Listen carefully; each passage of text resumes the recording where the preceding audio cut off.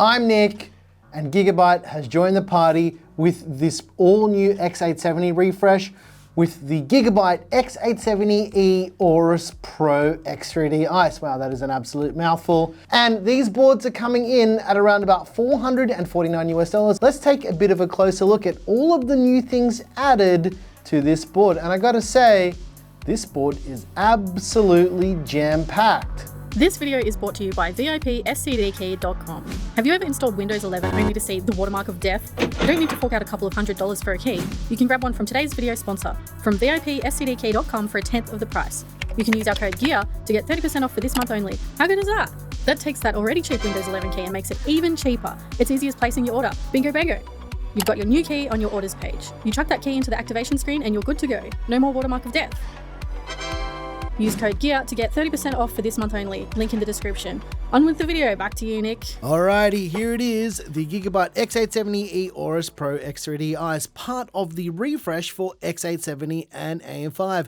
Let's get that motherboard out of the way and take a bit of a look at what comes with this board. We've got some documentation and we've got a bunch of stickers. This is pretty normal stuff with new motherboards. As well as that, we have this little fan here. This is to help with VRM cooling. You can screw this to the board and it comes with everything to mount this to the board. However, I don't show that in this video. There's also this little case badge. I've been told that people really love these, and to be honest, this one looks pretty cool. There's also some SATA or SATA cables for your 2.5-inch SSDs or those 3.5-inch hard drives. There's also this little thing here. This is called the G connector. This is for cases that don't have a combined block for all the front panel wiring. This just makes it easier in case you've never built before and your case has individual wiring. There's also this little microphone. This is an interesting bit of kit here. What this does is it listens to the acoustics inside of your case and it can adjust the fans based on sound. There's also the antenna for the built-in Wi-Fi 7, but let's unsheath this brand new X870E AORUS Pro X3D Ice. We saw this one at Computex, and take a bit of a look at what is on this board, because this one is jam-packed with features. First up, we've got the front panel audio header. There's two 3-pin 5-volt addressable RGB headers, as well as a 4-pin 12-volt RGB header. This one is analog and not digital. There's also two USB 2.0 headers for things like liquid coolers and anything legacy that requires USB 2.0 inside of your PC.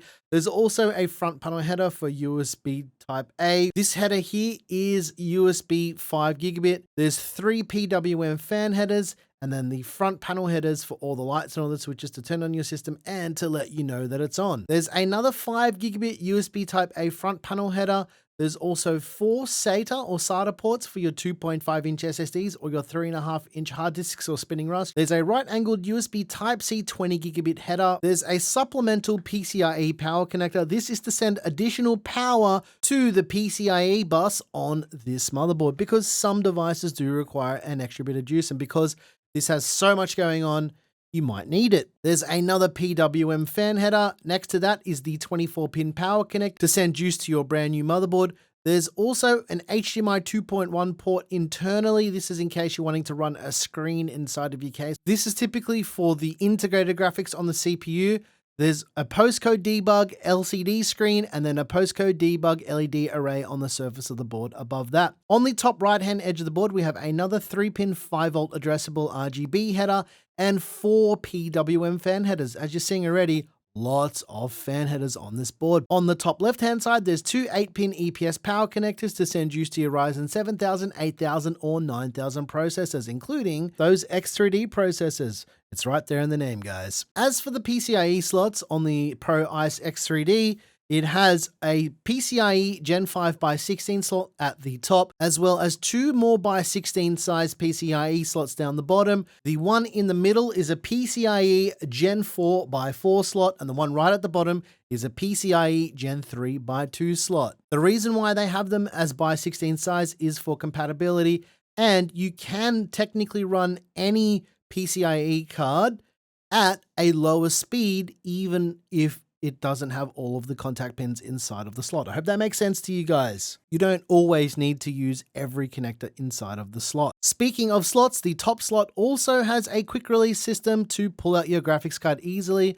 I really like these, and it does make it easier when I'm pulling apart PCs after we've built them on the channel. For the VRM layout, this board has an 18+2+2 phase twin digital VRM layout with 110 amp smart power stages. The heatsinks on this board are absolutely massive. Basically, the entire I/O cover is a heatsink. We see this pretty much across the board on all boards these days. And there's another massive heatsink on the top of the board above the CPU socket. Speaking of the CPU socket, this board features the AM5 socket. So this will support Ryzen 7000, 8000, and 9000 processors, as well as, and people don't really talk about this, AMD EPYC 4004 and 4005 CPUs. All right, let's pop the socket open so you can take a bit of a look at what's going on.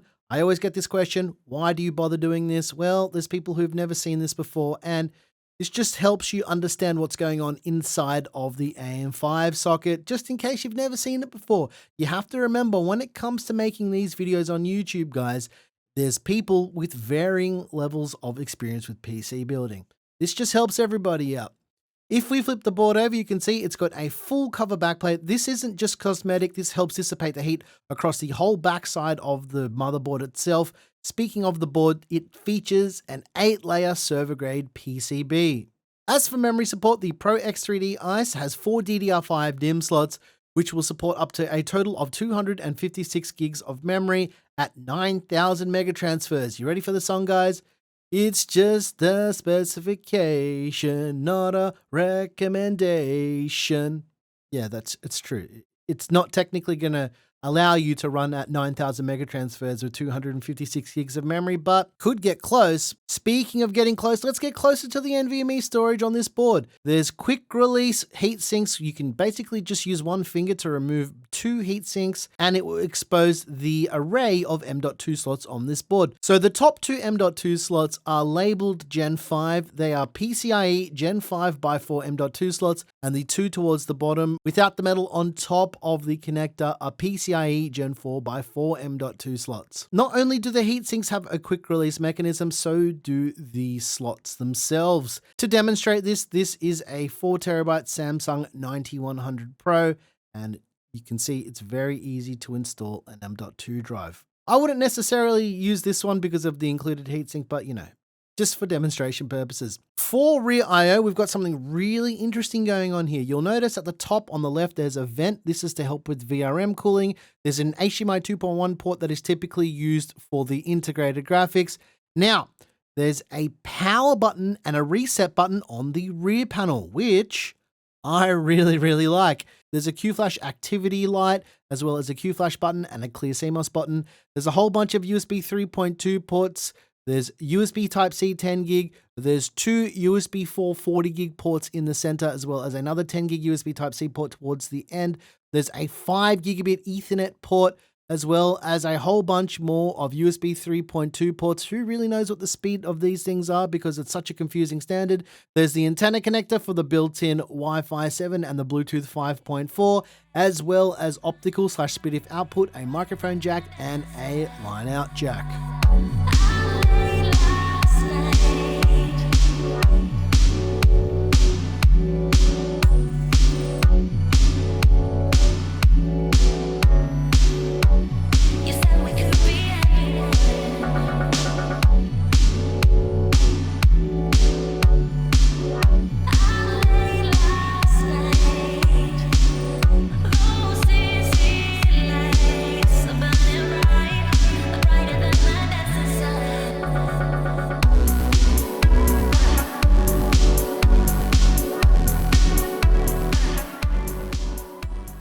All right, I hope you guys enjoyed taking a little bit of a look at this new board from Gigabyte. As I mentioned, from Computex, we saw a whole lot of new boards being shown, but not really a lot has turned up except from ASRock, but Gigabyte has started to send out some of these new X3D boards.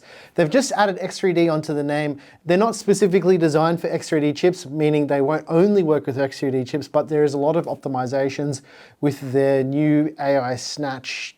It's an unfortunate name, especially if you're in Australia or the UK, but you know, it is what it is. I wonder if anyone had actually said something to them, Claire, and they're like, hey, AI Snatch, that's good marketing. Well, I guess it works the same way as what yep.